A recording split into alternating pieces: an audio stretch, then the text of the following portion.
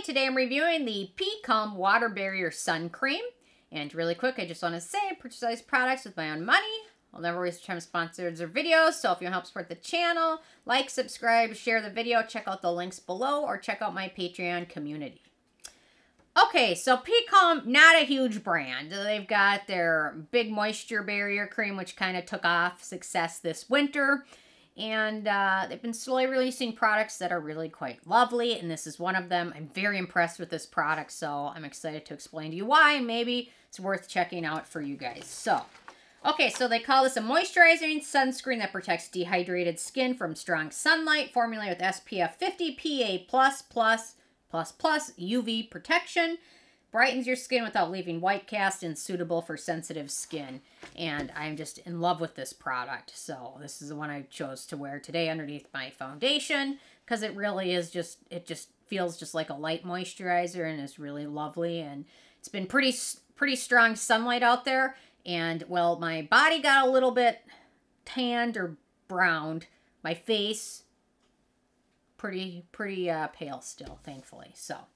And I credit a lot of it to this one. So, okay, first criteria is packaging, squeeze bottle. Although I will say it has the expiration date on the top, which excites me because a lot of brands don't do that. They just put the lot number on there, so then you have to rely on yourself to remember it when you picked it up. I picked up a sunscreen for my niece for her graduation. She loves Drunk Elephant, so I picked her up the Drunk Elephant sunscreen. And before I checked it out, I opened the box to look for the expiration date on it. There's a lot number, but no expiration date, which irritated the living heck out of me because she's young enough where I don't know if she's cognizant enough to take note of expiration dates. I guess wearing it is better than nothing, but zinc, once it starts to go, it goes pretty quickly. So I cannot believe that there's no, like, United States or, like, worldwide law about having an expiration date on sunscreen. I mean, whatever about a moisturizer. But anyway, this video is turning into my soapbox and I'm going to get off of it now. But anyway, so I'm impressed they put the expiration date on it. Okay, in terms of denatured drying types of alcohol, it does not contain any of those. It's also fragrance-free and has no real noticeable scent. I guess one downside to this, the manufacturing location for this one is Korea. At this point, I'm not aware that they've changed any laws from Sunscreen Armageddon. So, I mean, it's not really this brand's fault, but... anyway, that is kind of a liability still. The SPF is 50+, so that's pretty darn high. I typically recommend 30 and above on a daily basis. If it's summer, obviously go stronger, so this is 50.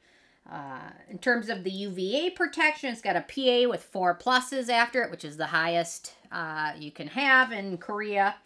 And then for UVA protection, it contains Mixoryl SX, Uvinol A+, and Tinsorb S, which is a UVA and UVB filter. So it's got 3 UVA filters, chemical filters, and that's, in my opinion, impressive.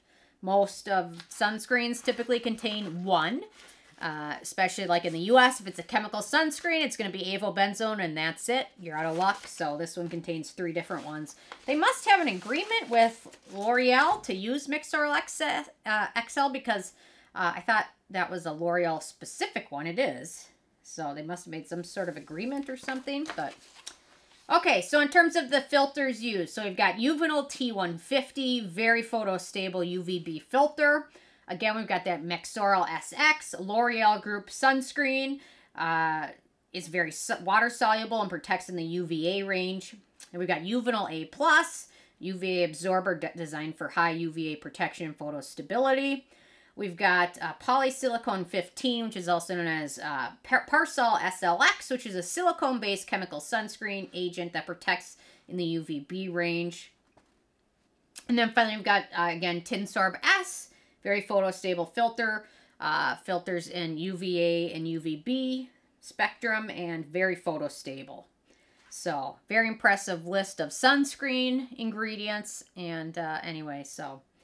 Okay, in terms of the white cast, there is no white cast with this one at all.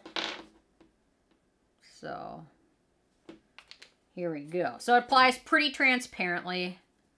I guess there's no filters in here that have a white cast, because there are certain chemical sunscreen filters that do have kind of a white cast, but this one, it applies pretty transparently.